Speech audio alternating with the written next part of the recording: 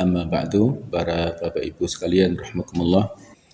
Pada malam hari ini mari kita teruskan kisah-kisah para nabi. Kita sampai pada kisah Nabi Ilyasa. Jamaah sekalian, latar belakang dari beliau adalah bahwa nama Ilyasa ini sama dengan Nabi Ilyasa. Beliau adalah anak dari Safed dan penerus Nabi Ilyas. Sedangkan menurut Ibnu Katsir menuliskan tentang silsilah Ilyasa atau Nabi Ilyasa ini melalui ayahnya yang bernama Ukhtub sampai kepada keturunan Nabi Harun alaihissalam, saudaranya Nabi Musa alaihissalam.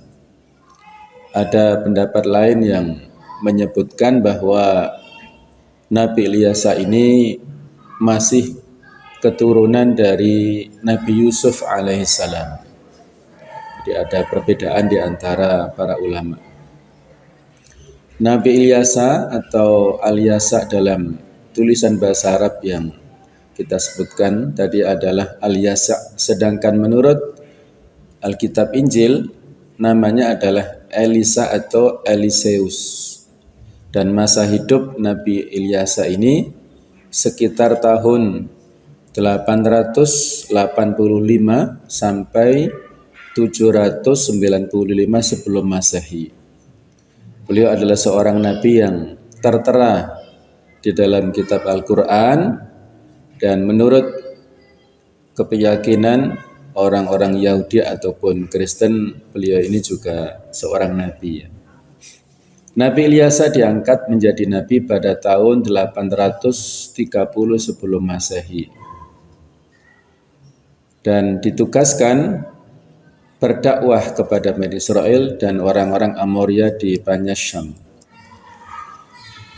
Nah, beliau ini wafat di Palestina, sedangkan namanya disebutkan dalam Al-Quran hanya di dua tempat atau dua ayat, yaitu di surah Al-An'am dan surah Shad. Di surat Al-An'am ayat 86 Allah berfirman, wa Ismaila wal Yasa'a wa Yunusa wa Luta wa kullam faddalna 'alal 'alamin.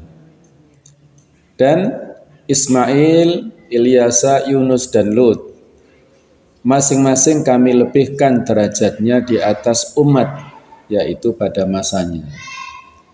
Masing-masing nabi dan rasul ini adalah merupakan pilihan Allah Ta'ala, derajatnya dilebihkan di atas umat yang lain pada masa hidup mereka masing-masing.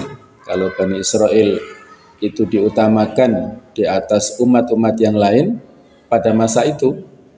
Nah, sedangkan ketika sudah datang umatnya Nabi Muhammad SAW, maka keutamaan yang diberikan Allah kepada Bani Israel ini otomatis bergeser kepada umat Islam dengan firman Allah, kuntum khaira ummah ukhrijat linnas. Kalian wahai kaum muslimin itu adalah sebaik-baik umat yang ditampilkan untuk manusia. Ayat yang kedua di surat Shad ayat 48 Allah berfirman, wadhkur Ismaila wal Yasa'a wa dzal kifl wa kullum minal akhyar.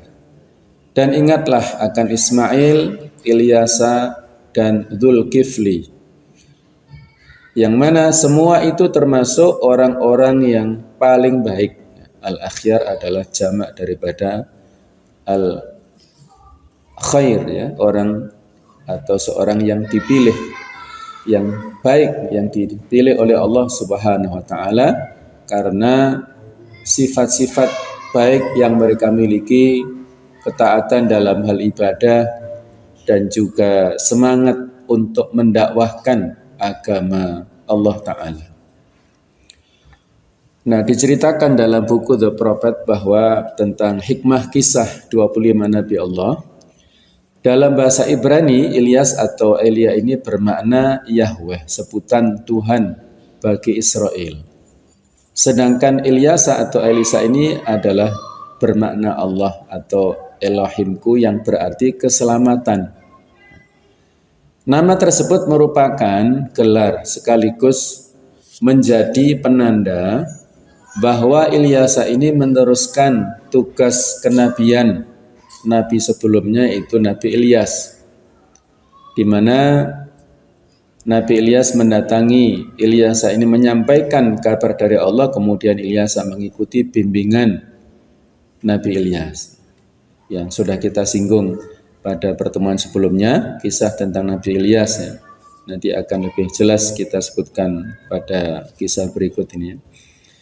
Nah, jemaah sekalian, Ilyasa ini hidup di kerajaan Samaria pada abad ke-8 sebelum Masehi dan berperan sebagai nabi pada masa kekuasaan Raja Yoram, kemudian Yehu, Yohas, dan Yoas. Dia merupakan murid Ilyas dan penerusnya sebagai nabi yang diutus kepada Bani Israel. Ilyasa berasal dari Abel Mohalah, sebuah kota di sebelah sungai Yordania. Silsilahnya adalah Ilyasa bin Safat. Terdapat beberapa pendapat dari ulama terkait latar belakang keluarga Ilyasa ini. Menurut Muhammad bin Ishaq, beliau adalah ahli sejarawan Islam ya, menyebutkan bahwa silsilahnya adalah Ilyasa bin Ukhtub. Sedangkan ahli sejarah yang lain yaitu Ibnu Asakir berpendapat bahwa dia adalah keturunan Efraim bin Yusuf bin Yakub ya. Jadi tadi saya sampaikan kalau menurut satu versi ini adalah masih turunan ya, keturunan dari Nabi Yusuf alaihissalam bin Yakub alaihissalam. Keterangan lain menyatakan bahwa dia adalah masih sepupu dari Ilyas, Nabi Ilyas. Saat Nabi Ilyas berada di Gunung Sinai setelah melarikan diri dari kerajaan permaisuri Izabel, Allah mewahyukannya agar mengangkat Ilyasa sebagai penerusnya dalam menjalankan tugas kenabian. Saat Ilyasa membajak di ladang, Ilyas membentangkan jubahnya pada Ilyasa, maka kemudian Ilyasa mengikuti Ilyas dan menjadi murid serta pendampingnya, ikut berdakwah, mendampingi Nabi Ilyas kemana-mana. Jadi ini adalah merupakan persahabatan. Bahkan menurut riwayat nantinya bahwa Nabi Ilyasa ini sampai diangkat menjadi anak oleh Nabi Ilyas ini. Aslinya tidak ada pertalian darah, walaupun sebagian ini pendapat menyebutkan masih sepupu ya. Tapi Allahu a'lam. Ilyasa atau Nabi Ilyas adalah nabi selanjutnya untuk bangsa Israel setelah meninggalnya ya, Nabi Ilyas. Dia menghadapi sikap penyangkalan raja dan ratu Israel terhadap agama sepeninggal Nabi Ilyas.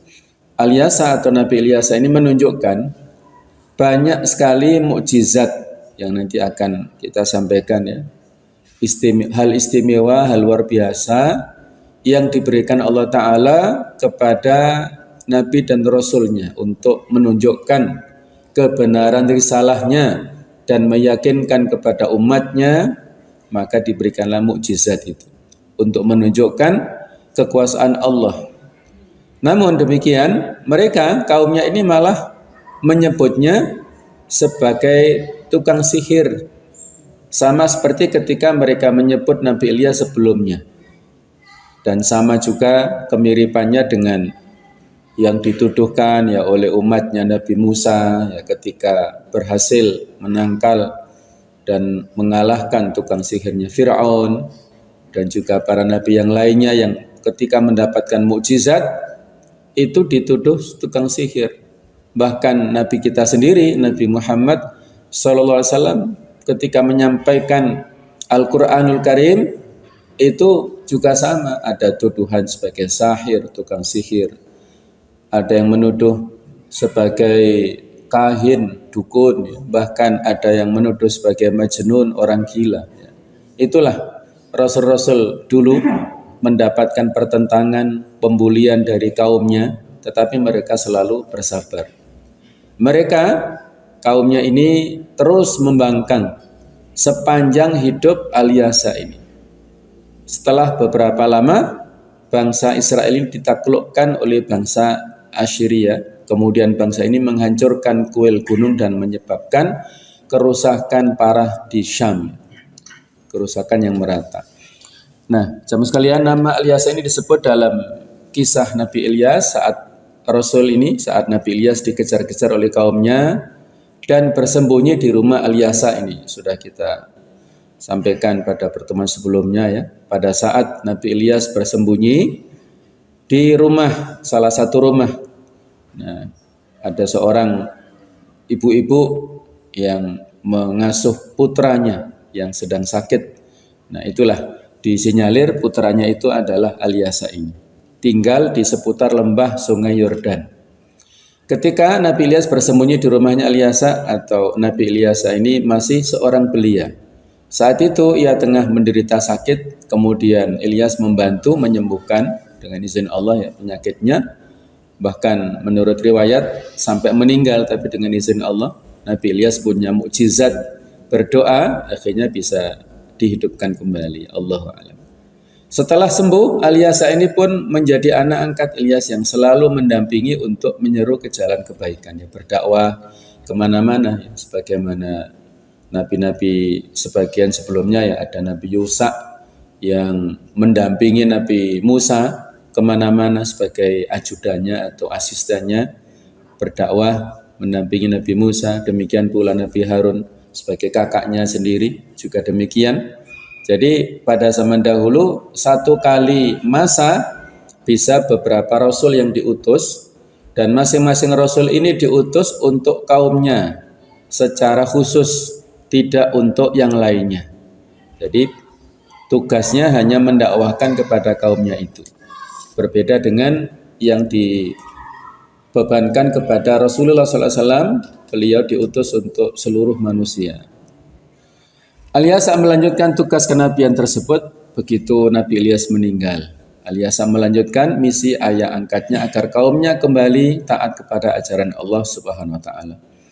Alyasa kemudian mendapati bahwa manusia, kaumnya saat itu ternyata sangat mudah kembali ke jalan kesesatan. Jadi pada saat yang sudah kita sampaikan kemarin ya, mereka mendapatkan keistimewaan mukjizatnya Nabi Ilyas, bahwasanya korbannya diterima Allah di lahap api dari langit. Kemudian setelah itu Nabi Ilyas berdoa, akhirnya kekeringan yang menimpa Bani Israel selama 3 tahun saat itu menjadi terhapus oleh turunnya hujan ya pada saat itu. Maka sebagian besar umat yang menyaksikan masuk pada ajaran mengikuti dakwahnya Nabi Ilyas saat itu. Namun itu tidak berlangsung lama ya. Mereka mudah sekali kembali kepada jalan yang sesat ini. Kisah Nabi Ilyas selanjutnya disebutkan pada saat masyarakat lembah di Sungai Yordan itu sempat mengikuti seruan Nabi Ilyas agar meninggalkan pemujaannya pada berhala. Pada kalangan itulah Nabi Ilyas tak lelah menyeru ke jalan kebaikan. Dikisahkan bahwa mereka tetap tidak mau mendengarkan seruan Nabi Alyasa ini dan mereka kembali menanggung bencana kekeringan yang luar biasa. Terulang lagi. Mereka tidak mengambil pelajaran yang sudah diberikan Allah, musibah sebagai pelajaran atas dosa-dosa, kemaksiatan, kesyirikan mereka, sehingga adanya kekeringan saat itu diulang lagi.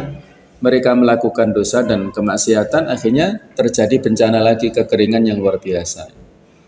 Tidak lama setelah meninggalnya Nabi Ilyas alaihissalam, penduduk Bani Israil kembali mengingkari Allah karena terlena keadaan dan sumber alam yang kembali normal, jauh dari bencana kekeringan. Bani Israil di negeri Ba'laba itu kembali menyembah berhala. Dan sebagaimana Nabi Ilyas juga kembali memperingatkan kepada Bani Israil dan mengajak mereka kembali ke ajaran Allah. Namun ajakan itu diabaikan dan tidak luput dari hinaan.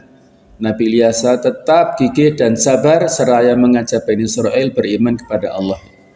Nabi dan Rasul yang mereka memiliki tipe dan akhlak yang mirip-mirip ya, akhlak yang baik, sabar dalam mendakwahkan dan tidak henti-hentinya, terus menerus berdakwah walaupun banyak penolakan dan hinaannya. Nabi Ilyas pun meminta petunjuk kepada Allah atas kondisi tersebut. Pertanyaan Ilyas dijawab dengan penduduk di negeri Ba'laba itu yang kembali dilanda bencana kekeringan. Ilyas kembali memperingatkan kaumnya untuk bertaubat, tetapi lagi-lagi kaumnya tidak mempedulikan ajakan taubatnya Nabi Ilyas ini. Bencana kekeringan seperti saat Nabi Ilyas pun kembali datang. Penduduk menderita kelaparan, kehausan, bahkan ada yang sampai busung lapar. Satu demi satu meninggal lantaran tidak kuat menanggung derita. Jadi pelajaran yang luar biasa yang itu juga mereka alami. Mungkin oleh bapaknya, kakeknya dulu ya, tetapi mereka tidak mengambil pelajarannya. Akhirnya negeri Ba'laba pun diceritakan hancur karena bencana kekeringan. Tak ada yang tersisa dari wilayah itu, semuanya binasa. Yang ada hanya tinggal Nabi Ilyas dan pengikutnya yang setia. Maka ia pun kemudian memutuskan untuk hijrah atau berpindah. Nah, dalam perjalanan bersama pengikutnya, saat melewati reruntuhan negeri Ba'laba, Nabi Ilyas mengingatkan ke pengikutnya untuk senantiasa beriman kepada Allah, yang mengambil pelajaran dari apa yang mereka lihat terjadi secara kasat mata dan juga yang telah terjadi pada umat-umat sebelumnya. Siapapun yang kufur kepada Allah, ingkar dan banyak melakukan dosa, melakukan kesyirikan, maka ada musibah besar yang ditimpakan Allah kepada kaum tersebut.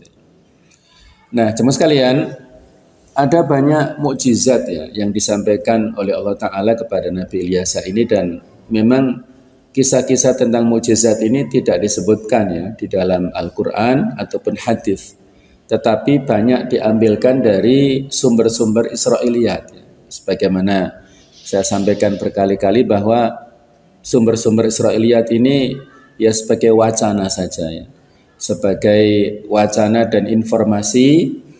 Apabila tidak bertentangan dengan Al-Quran ya kita terima, kalau bertentangan ya kita tolak. Kita terima dan semua kita yakini segala hal yang luar biasa ini adalah Allah yang mentakdirkan.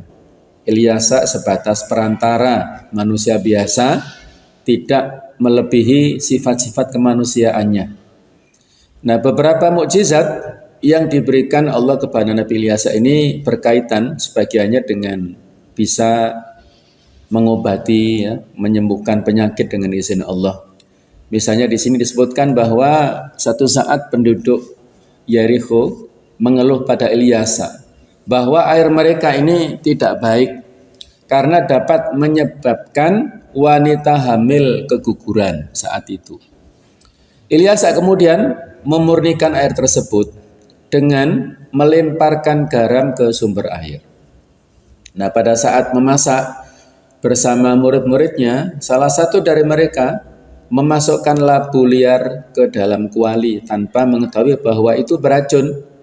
Ilyas memerintahkan agar memasukkan tepung ke dalam kuali dan masakan dalam kuali menjadi aman ya, untuk dimakan. Jadi bisa dengan izin Allah bisa menetralisir seperti itu. Kemudian suatu kali ada seorang wanita kaya di Sunem menjamu Ilyas di kediamannya.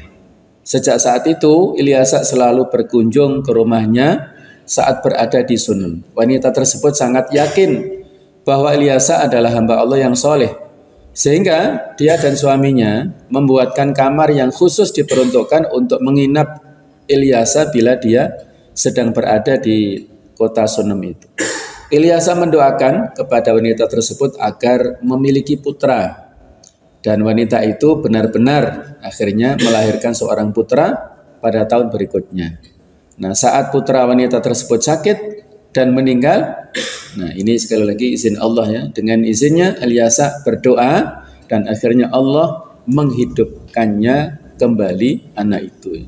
Mirip seperti Nabi sebelumnya, Nabi Ilyas, dan juga nanti ada kisah Nabi Isa alaihissalam yang juga memiliki mukjizat seperti ini. Yang lainnya ada seorang panglima yang bernama Naaman. Dia adalah panglima dari kerajaan Aram di Syria.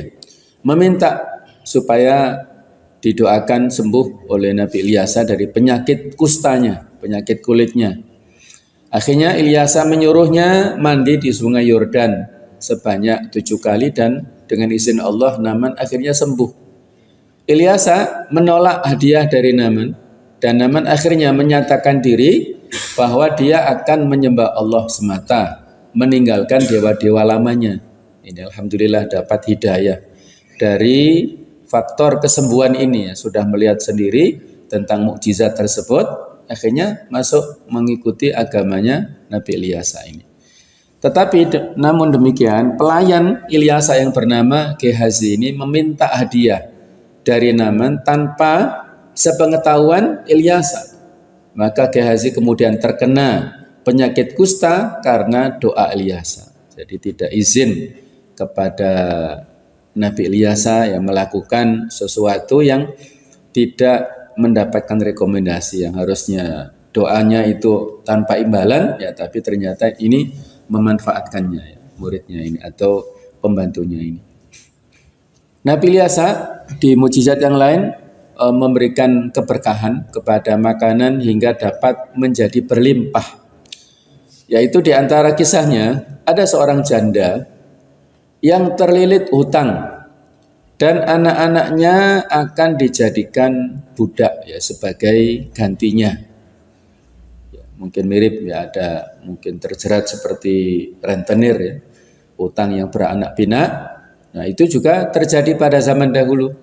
Wanita ini janda, tidak punya suami, dia fakir, miskin, anak-anaknya banyak, nah, tapi terlilit hutang. Jadi akhirnya dijadikan budak anaknya ini sebagai gantinya. Padahal wanita itu tidak memiliki apa-apa untuk dijual selain sebotol kecil minyak zaitun. Maka Ilyasa memerintahkan wanita tersebut pergi meminjam botol-botol kosong. Kemudian menuangkan minyak zaitun dari botol kecil tersebut ke setiap botol-botol yang lainnya. Akhirnya botol-botol tersebut menjadi penuh terisi minyak zaitun dan kemudian dijual oleh janda tersebut untuk membayar hutang ya. Ini luar biasa ya. Mukjizat yang walaupun awalnya hanya 1 botol ya yang berisi minyak zaitun, tetapi bisa dibagi sekian banyak. Ini semata-mata dengan izin Allah. Ilyasa juga memerintahkan pelayan memberi makan 100-an orang hanya dengan 20 roti dan masih ada sisanya.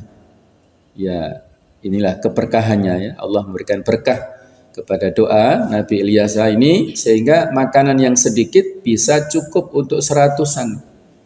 Bisa dibayangkan 20 roti bisa dimakan 100-an orang. Ini mirip juga seperti yang pernah dimiliki atau mukjizat yang pernah diberikan oleh Nabi Muhammad SAW ketika beliau menjamu tamu-tamu datang ke rumah beliau.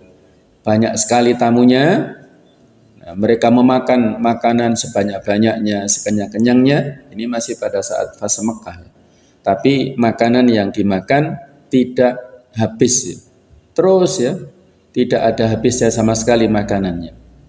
Juga sama dengan yang dialami Rasulullah SAW pada saat beliau hijrah bersama dengan Abu Bakar. Pada saat di tengah perjalanan dari Mekah ke Madinah, itu mampir di perkemahan Ummu Ma'bad, yang mana Ummu Ma'bad ini pada saat ditanya apakah ada kambing yang bisa diperah susunya, kata Ummu Ma'bad ada tapi kurus-kurus, selama ini sudah berhenti produksi, tidak bisa diperah lagi susunya. Maka dengan izin Allah beliau mendekati kambing itu, duduk dan beliau memerah susu ya.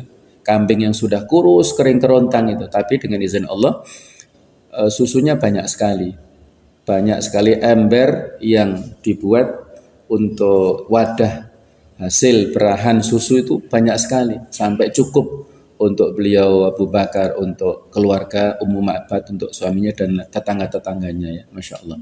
Jadi inilah keberkahan, mukjizat yang diberikan kepada Rasulullah SAW, dan ternyata Rasul dulu ya, yaitu Nabi Ilyas juga sama yang mendapatkan mukjizat seperti ini. Nah berikutnya Ilyas ini dengan izin Allah ya, bisa mengetahui sebagian kejadian yang akan datang atau mengetahui beberapa hal rahasia. Ini adalah hak Allah Ta'ala mengetahui hal yang ghaib. Tapi kalau Allah memberikan wahyu kepada Rasulnya, maka tidak ada yang mustahil. Nabi juga begitu ya. Beliau kalau mendapatkan informasi baru bisa mengetahui.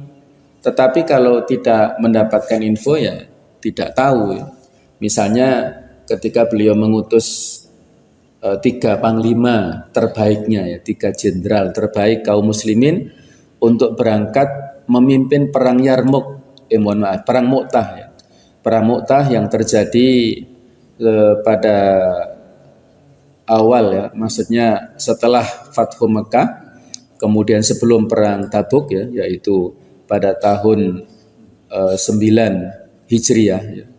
Jadi memerangi pasukan Romawi yang saat itu Heraklius membunuh utusan duta dai Rasulullah SAW, yaitu namanya Al-Harith bin Umair ya. Itu dibunuh, dipancung kepalanya oleh Heraklius. Maka Rasulullah marah dan mengirimkan pasukan, ya jumlahnya tidak banyak, 3.000 saja, menghadapi 200.000 pasukan kaum Romawi. Masya Allah, 3.000, mohon maaf ya, 3.000 lawan 200.000, enggak seimbang. Maka 3.000 ini dipimpin 3 pasukan, 3 jenderal, 3 panglima yang nanti berturut-turut ya. In kutila Zaid bin Harithah, pemimpin utamanya, faqoma bihi Ja'far, maka digantikan Ja'far bin Abi Thalib. Kalau Ja'far meninggal, maka digantikan oleh Abdullah bin Ruwaha.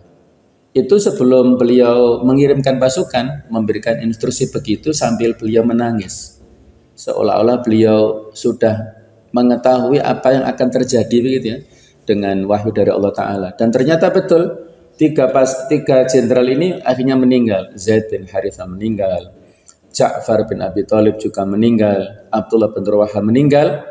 Setelah ketiganya meninggal, panji pasukan ini dipegang oleh pemuda muslim, mencari siapa kalian, menunjuk siapa pemimpinnya. Maka sepakat yang ditunjuk adalah Khalid bin Walid. Saat itu yang baru beberapa bulan saja baru masuk Islam ya.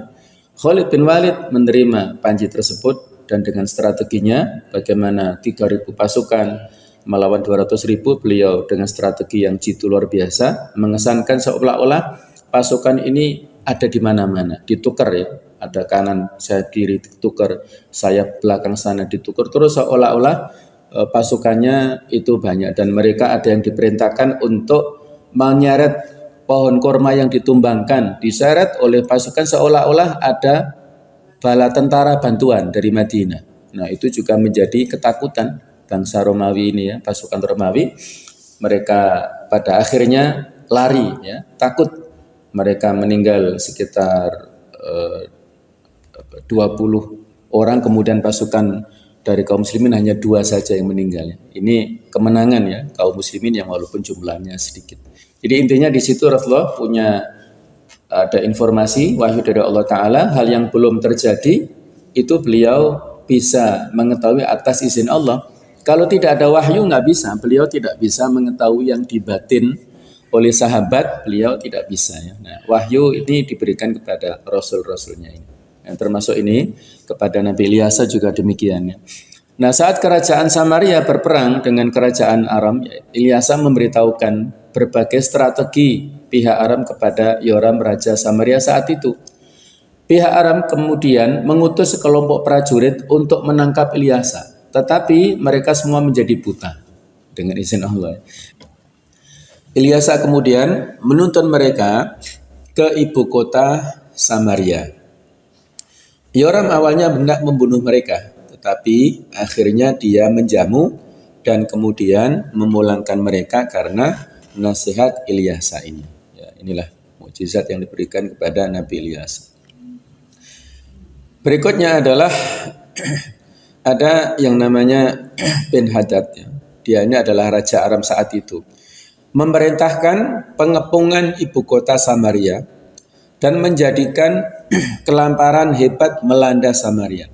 Harga-harga pangan melambung tinggi, bahkan sampai terjadi kanibalisme di tengah masyarakat. Jadi satu sama lain saling membunuh terus saling memakan. Ini kejahatan luar biasa. Yoram menyalahkan Ilyasa atas kejadian ini dan berusaha membunuhnya. Namun Ilyasa menyatakan bahwa harga gandum akan menjadi sangat murah nantinya. Pengawal pribadi Yoram tidak percaya, tapi Ilyasa tetap kukuh dengan pernyataannya sembari menambahkan bahwa pengawal tersebut tidak akan menikmati gandum tersebut. Nah, di luar kota, para prajurit Aram yang mengepung kota mendengar suara deru pasukan dan mengira pasukan dari Mesir tiba untuk membantu pihak Samaria. Padahal suara tersebut adalah mukjizat dari Allah. Para prajurit Aram kemudian mengakhiri pengepungan dan melarikan diri, menelantarkan perkemahan mereka berikut persediaan. Mereka biasanya pada saat perang membawa apapun, ya. Persediaan gandum, kuda, dan keledai yang ada di perkemahan itu semuanya ditinggalkan. Nah, mengetahui hal itu penduduk kota berbondong-bondong keluar menjara isi perkemahannya. Pengawal raja yang meragukan perkataan Ilyasa pun itu akhirnya mati terinjak-injak warga saat tugas jaga di gerbang kota, ya. Jadi betul yang disampaikan tadi, tidak ada harganya berikutnya gandum karena diberikan secara cuma-cuma. Ini adalah semacam ghanimah yang ditinggalkan oleh pasukan yang mengepung saat itu. Nah, berikutnya ketika mengetahui bahwa Ilyasa sedang berada di Damaskus, bin Hadad ini yang sedang sakit memerintahkan panglimanya yang bernama Hazael untuk menemui Ilyasa dan menanyakan tentang kesembuhannya. Nabi Ilyasa mengatakan bahwa bin Hadad ini akan meninggal dan Hazael akan menjadi raja. Saat kembali, Hazael mengatakan pada bin Hadad kalau dia akan sembuh. Jadi nggak tahu ini bohong atau untuk memberikan motivasi. Nah, besoknya Hazael ini menutupi wajah bin Hadad dengan kain basah sehingga dia mati lemas. Hazael kemudian menggantikannya sebagai raja. Allahu a'lam, ya. Ini adalah informasi atau mukjizat yang diberikan kepada Nabi Ilyas. Berikutnya, Ilyasa ini memukulkan jubah Ilyas ke sungai Yordan dan air sungai tersebut terbelah dua, membentuk jalan di tengah yang digunakan untuk menyeberang. Saat ada sekelompok anak-anak yang berusaha mengusir Ilyasa, tiba-tiba muncul dua beruang betina mencapik anak-anak tersebut. Ketika, nah ini kisah ini adalah potongan, ya, dari yang sudah kita sampaikan sebelumnya, perpisahan antara Ilyasa dan Ilyas. Jadi dua sungai yang terbelah itulah akhirnya memisahkan mereka, yang menurut riwayat pendapat yang sudah kita sampaikan, Nabi Ilyasa akhirnya diangkat Allah Ta'ala, ya. Kemudian Nabi Ilyas, Ilyas yang diangkat, ya. Dan menurut pendapat tidak meninggal, ya. Tapi ini pendapat yang dhaif, yang lemah. Nah, kemudian Nabi Ilyasa terpisah di jalur yang lainnya. Nah, ternyata ada di sela-sela itu ada keistimewaannya, tidak bisa diganggu, ya. Dan malah dibantu oleh beruang betina tersebut dengan izin Allah. Kemudian, jamaah sekalian, kisah yang lainnya adalah ketika pasukan gabungan kerajaan Samaria, Yehuda dan Edom ini kehabisan air di dalam perjalanan menyerang kerajaan Moab. Ilyasa memerintahkan pasukan gabungan tersebut menggali parit-parit di wadi. Wadi ini semacam lembah. Dan menyatakan bahwa air akan memenuhi wadi meski tidak ada hujannya. Esoknya air dari arah hitam ini mengalir memenuhi wadi tersebut seperti perkataan Ilyas. Saat salah seorang muridnya menjatuhkan mata kapak ke sungai, Ilyas melemparkan sepotong kayu ke tempat kapak tersebut tenggelam. Kemudian kapak itu muncul dan mengapung di permukaan air. Nah, inilah hal-hal yang aneh-aneh yang seperti itu ya, mirip seperti kisah-kisah yang disampaikan yang kita dapatkan dari para wali songo dan lain-lainnya ya. Allahu alam ya kebenarannya bagaimana. Kalau hal istimewa luar biasa yang diberikan Allah pada Nabi dan Rasul, ini disebut mukjizat yang digunakan atau menjadi bukti tentang kebenaran risalah masing-masing Nabi dan Rasul. Sementara hal-hal istimewa, hal luar biasa yang diberikan Allah kepada para wali, kekasih Allah, orang-orang solih, ini adalah sebagai karomah. Karomah artinya kemuliaan untuk menunjukkan tentang kebenaran dakwah. Kalau Nabi dan Rasul kebenaran risalahnya, kalau para wali ini adalah kebenaran dakwah yang disampaikan masing-masing para dai ini ya, untuk meyakinkan kepada umatnya bahwa apa yang didakwakan itu adalah kebenaran. Jadi setiap masing-masing wali ini ya adalah merupakan orang yang dicintai Allah Ta'ala, mendapatkan hal yang istimewa, tapi tidak mesti ya, itu bukan merupakan parameter kewalian. Para wali ini adalah orang yang istimewa, yang mendapatkan keutamaan dari Allah Ta'ala, tetapi tidak mesti mendapatkan hal-hal yang berupa karomah. Bisa jadi dia tidak mendapatkannya, tapi dia adalah seorang wali. Nah, biasanya memang doa-doanya mustajab ya. Doa-doanya itu didengar dan dikabulkan Allah Ta'ala. Maka dalam hal ini ya kita ingin ya berdekatan dan bahkan mungkin kita termasuk di antara para wali. Syaratnya dua saja. Ala inna awliya Allah la khaufun alaihim wa lahum yahzanun. Ketahuilah bahwasanya para wali Allah itu tidak pernah takut dan juga tidak sedih. Alladzina amanu wa kanu yattaqun. Syarat seorang wali adalah dua saja. Semua orang punya peluang menjadi kekasih Allah, yaitu mereka adalah orang-orang yang beriman dan bertakwa. Siapapun bisa ya. Tapi kalau para wali ini kelihatan sudah menghalalkan ya segala cara dan akhirnya itu menghalalkan yang haram misalnya ya, ini sudah berlebihan ya, karena mendapatkan makom tertentu ya, yang mana tidak seperti makom orang awam. Kalau orang awam sholatnya di masjid sini, tapi kalau wali makom tertentu sholatnya di Masjidil Haram misalnya, jadi nggak kelihatan sholat di sini Jumatannya misalnya gitu ya. Nah ini pendapat yang berlebihan ya, yang tentunya harus kita waspadai ya. Kalau seperti itu ya semuanya sama. Nabi dulu ya sama berjamaah dengan para sahabat ya, kemudian sama-sama melakukan apapun seperti sahabat ya. Kalau pendapat yang diantara menyimpang yang dianggap identik dengan wali-wali tertentu itu yaitu ada yang namanya al-hulul. Al-hulul itu adalah menyatunya antara Allah dan hambanya, yang kalau dalam bahasa Jawa manunggaling kawula Gusti. Nah itu bahaya ya. Jadi menyatunya antara Allah kepada hambanya, Allah menyatu pada diri hamba seseorang, sehingga apa yang menjadi kalimatnya itu seolah-olah titahnya Allah, yang menjadi perbuatannya itu atas izin Allah, yang menjadi pilihannya itu atas izin Allah. Nah ini bahaya. Jadi kalau orang lain tidak melakukannya karena itu haram bagi dia, loh ini atas saya sudah makomnya sudah hulul seperti ini ya, sehingga halal ya. Jadi kalau mohon maaf ada nama tokoh tertentu yang sudah meninggal ya, saya nggak menyebut namanya. Kalau dia sukanya minum arak, jadi suka minum arak, orang lain mengatakan itu haram, tapi bagi wali ini, bagi syekh ini, bagi si fulan ini, ketika arak diminum itu menjadi air, karena jadi kalau sudah sampai tenggorokannya itu menjadi air dan masuk ke perutnya. Nah itu husnudzonnya orang-orang ya seperti itu.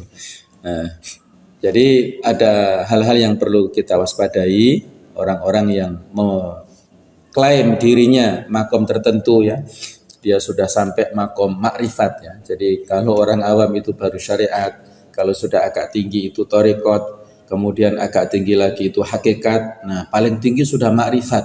Nah, kalau sudah sampai tingkatan makrifat, sudah paling tinggi, nah itu bisa begini, bisa begitu dan macam-macam. Nah, ini adalah hal-hal yang menjadikan kita ya ada syubhat ya, bingung akhirnya ya. Masa kita yang aneh-aneh ya. Ya sudah kita ikut syariat sebagaimana Rasulullah SAW, para sahabat dulu juga sama ya. Mereka tidak aneh-aneh, mereka juga sama. Ketika mereka nggak makan juga lapar, ketika nggak minum juga haus ya. Tetapi mereka sabar, mereka berdoa ya.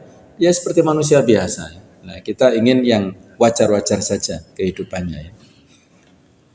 Baik, kemudian makamnya ini para ulama beda pendapat ya. Ketika beliau Nabi Ilyas ini wafat, maka sebagian muslim ini percaya bahwa makam Ilyas ini berada di Al-Aujam, semenanjung Arab sebelah timur.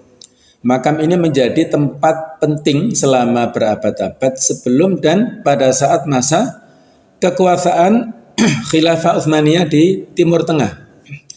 Juga menjadi salah satu tujuan ziarah kunjungan yang masyhur di kalangan umat muslim dari berbagai aliran. Makam tersebut kemudian akhirnya diratakan oleh pemerintah Arab Saudi yang dikhawatirkan akan bisa menjadi situs yang dikeramatkan, ya dipuja-puja dan lain-lain.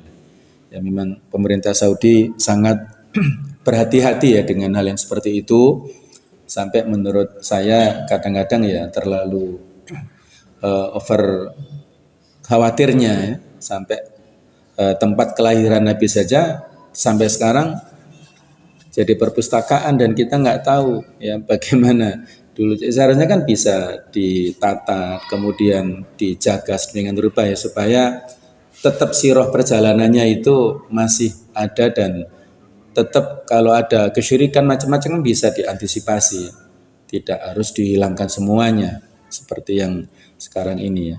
Allahu a'lam. Makam Ilyasa juga disebutkan berada di distrik Egil, yaitu provinsi Diyarbakir di Turki sana. Makam yang asli tergenang banjir pada tahun 1994. Dewan Kota kemudian membentuk sebuah dewan rahasia untuk pemindahan makam yang terdiri dari 9 ulama bekerja sama dengan Direktorat Urusan Agama untuk menghindari kemarahan publik.